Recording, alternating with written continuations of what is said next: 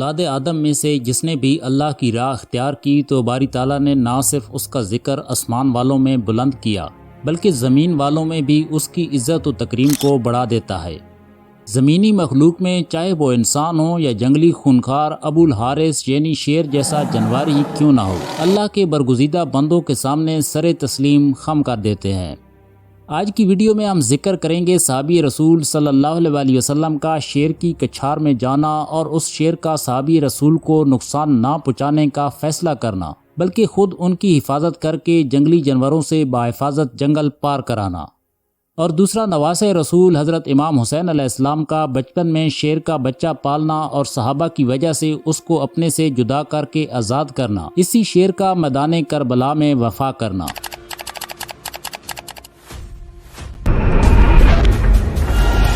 شیر ایک ایسا جانور جس کے قصے کہانیاں ہر دور ہر مذہب قوم میں مشہور رہے۔ علامہ طاہر القادری نے اپنی کتاب کشف الاسرار میں معجزات رسول صلی اللہ علیہ وسلم بیان کرتے ہوئے ایک شیر کا واقعہ بھی بیان کیا جس نے نبی پاک صلی اللہ علیہ وسلم کے آزاد کردہ غلام کے منہ سے رسول اللہ صلی اللہ علیہ وسلم کا نام مبارک سن کر اپنا سر خم کر دیا اور اس غلام کی دوسرے درندوں سے حفاظت فرمائی۔ اس معجزے کا ذکر امام حاکم، طبرانی اور بخاری نے تاریخ کبیر میں روایت کیا، جبکہ ابن راشد اور بیکی نے بھی یہی واقعہ صحت کے ساتھ بیان کیا۔ حضرت سفینہ رضی اللہ تعالی عنہ رسول خدا صلی اللہ علیہ وسلم کے آزاد کردہ غلام تھے، نسلاً رومی تھے۔ وہ اس واقعے کے راوی ہیں اور فرماتے ہیں، میں سمندر میں ایک کشتی پر سوار ہوا، یہ کشتی ٹوٹ گئی تو میں اس کے ایک تختے پر سوار ہو گیا۔ اس نے مجھے ایک ایسی جگہ پھینک دیا جو شیر کی کچھار تھی، وہی ہوا جس کا مجھے ڈر تھا۔ وہ شیر سامنے آیا اور میں نے کہا، اے ابو الحارث، میں حضور نبی اکرم صلی اللہ علیہ وسلم کا غلام ہوں۔ تو اس نے فوراً اپنا سر خم کر دیا اور اپنے کندھے سے مجھے اشارہ کیا۔ وہ اس وقت تک مجھے اشارہ اور رہنمائی کرتا رہا جب تک اس نے مجھے صحیح راہ پر نہ ڈال دیا۔ پھر جب اس نے مجھے صحیح راہ پر ڈال دیا تو وہ دھیمی آواز میں غرایا تو میں سمجھ گیا کہ وہ مجھے الوداع کہہ رہا ہے۔ دوسری حدیث میں اس واقعے کو حضرت ابن منقدار بیان کرتے ہیں کہ حضرت سفینہ رضی اللہ تعالی عنہ جو کہ حضور نبی اکرم صلی اللہ علیہ وسلم کے آزاد کردہ غلام تھے، ایک دفعہ روم کے علاقے میں لشکر اسلام سے بچھڑ گئے یا وہ ارض روم میں قید کر دیے گئے۔ وہ وہاں سے بھاگے تاکہ لشکر سے مل سکیں کہ اچانک ایک شیر ان کے سامنے آ گیا۔ انہوں نے اس سے کہا، اے ابو الحارث، میں حضور نبی اکرم صلی اللہ علیہ وسلم کا غلام ہوں اور میرا معاملہ اس طرح ہے کہ میں لشکر سے بچھڑ گیا۔ یہ سننا تھا کہ شیر فوراً دم ہلاتا ہوا ان کی طرف آیا اور ان کے پہلو میں کھڑا ہو گیا۔ جب وہ کسی درندے کی آواز سنتا تو وہ شیر فوراً حضرت سفینہ رضی اللہ تعالی عنہ کے آگے آ جاتا۔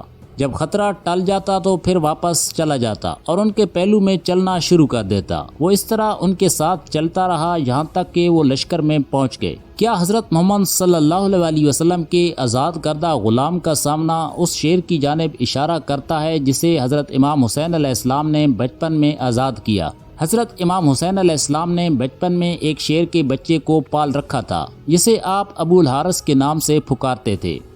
حضرت امام حسین علیہ السلام کی اس شیر سے محبت بہت زیادہ تھی۔ چونکہ مولا حسین علیہ السلام کا گھر مسجد کے قریب تھا تو شیر بھی امام حسین علیہ السلام کی چوکھٹ پہ بیٹھا رہتا۔ کچھ صحابہ کو مسجد کے دروازے پر شیر کا بیٹھنا اچھا نہ لگتا۔ آخر وہ نبی صلی اللہ علیہ وسلم کے پاس آئے اور کہنے لگے، یا رسول اللہ صلی اللہ علیہ وسلم، حضرت امام حسین علیہ السلام کا شیر جوان ہو گیا، ہمیں ڈر ہی رہتا ہے کہ کہیں ہمیں کاٹ نہ لے، جنگل کی چیز ہے، کیا اسے جنگل میں نہ چھوڑائیں۔ شام کو نبی پاک صلی اللہ علیہ وسلم امام حسین علیہ السلام کے پاس آئے، پیار کیا اور فرمایا، بیٹا حسین، تمہارا شیر تو جوان ہو گیا۔ امام حسین مسکرائے اور نانا جان کی گردن میں باہیں ڈال کر بولے، جی نانا جان، جیسے جیسے بڑا ہوتا جا رہا ہے مجھ سے محبت زیادہ کرتا جا رہا ہے، میرے بغیر ایک پل بھی نہیں رہتا۔ حضور صلی اللہ علیہ وسلم نے فرمایا، حسین بیٹا، آپ کے نانا کے کچھ صحابہ کو شیر کا یوں مسجد کے دروازے پر بیٹھنا ناگوار گزرتا ہے، وہ نماز کے لیے آتے ہیں، ان کو ڈر ہے کہ یہ ان کو کوئی نقصان نہ پہنچائے، بیٹا اسے آزاد نہ کر دیں۔ یہ کہنا تھا کہ اتنے بڑے آنسو امام حسین علیہ السلام کے رخسار پر آئے، مگر مسکرا کر فرمایا، نانا جان، آج کا دن نکال لیں، کل ابو الحارث آپ کو نظر نہیں آئے گا۔ حضور صلی اللہ علیہ وسلم نے فرمایا، بیٹا حسین، آج کے دن کیا کرو گے؟ امام حسین علیہ السلام روئے اور فرمایا نانا جان باہر شام ہو گئی ہے اور یہ وقت کسی کو گھر سے باہر نکالنے کا نہیں۔ نبی پاک صلی اللہ علیہ وسلم نے امام حسین علیہ السلام کو سینے سے لگا لیا۔ جب امام حسین علیہ السلام تہجد کے وقت شیر کو خوراک دینے آئے تو ابو الحارث نے کہا سرکار آج آپ اتنی جلدی مجھ جیسے غلام پر احسان کرنے آئے ہیں۔ امام حسین علیہ السلام نے تمام احوال ابو الحارث کو سنا دیا، جس پر ابو الحارث کہنے لگا ٹھیک ہے میں جاتا ہوں مگر ایک شرط پہ پھر ایک دفعہ ملاقات ضرور ہو۔ امام حسین علیہ السلام نے فرمایا تاریخ یاد کر 61 ہجری 10 محرم میدان کربلا کے ٹیلے کے پاس سے تمہیں ایک آواز آئے گی، بس اس آواز پر چلے آنا، مجھ سے ملاقات ہو جائے گی۔ ابو الحارث کہنے لگا کیا وہ آواز آپ کی ہوگی یا آپ کے بھائی کی ہوگی؟ جس پر حضرت امام حسین علیہ السلام نے فرمایا نہیں۔ امام حسین علیہ السلام روئے اور فرمایا میری 4 سال کی بیٹی سکینہ تمہیں آواز دے گی یا ہماری اماں فضا آواز دیں گی۔ آج بھی کربلا محلے میں وہ مقام موجود ہے جہاں کھڑے ہو کر بی بی فضا نے ابو الحارث شیر کو آواز دی۔ وقت گزرتا گیا، آخرکار 61 ہجری 10 محرم کا دن آ گیا جب حضرت امام حسین علیہ السلام میدان کربلا میں شہید ہو گئے۔ بعد شہادت امام حسین علیہ السلام یہ شور و غل برپا ہوا کہ عمر ابن سعد کا حکم ہے امام حسین علیہ السلام کی لاش پر گھوڑے دوڑا دیے جائیں اور لاش مبارک پامال کر دی جائے۔ یہ آواز سن کر اہل حرم میں قیامت برپا ہو گئی۔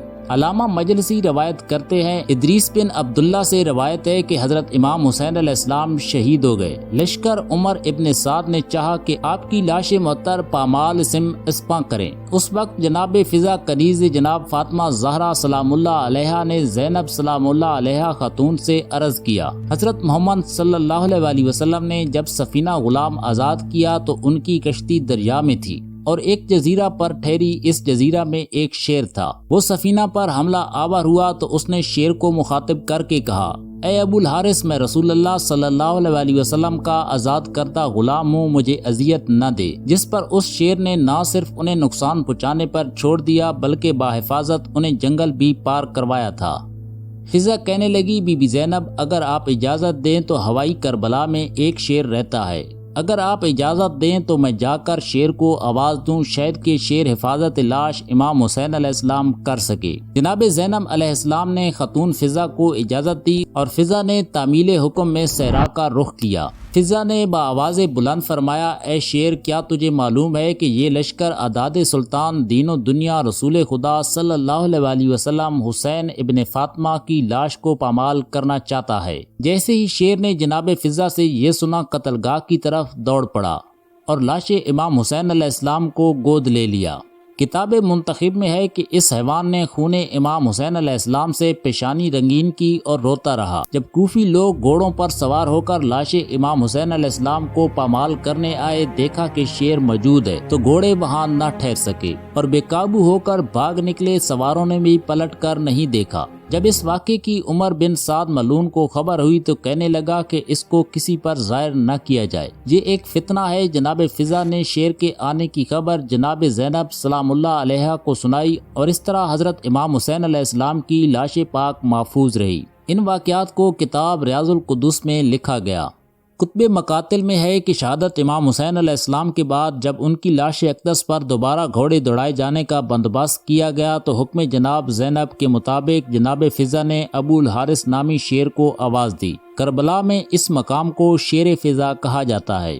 جناب بی بی فضا جناب بی بی فاطمہ الزہرا کی وفادار کنیز تھیں، جنہوں نے رحلت بی بی فاطمہ کے بعد بھی ان کے بچوں کا ساتھ نہیں چھوڑا اور جناب بی بی زینب اور بی بی ام کلثوم کے ساتھ رہیں اور کربلا میں بھی امام حسین علیہ السلام کے ہمراہ رہیں۔ ان کی بہن بیٹیوں کا سہارا بنی جنہیں اماں فضا کہا جاتا ہے۔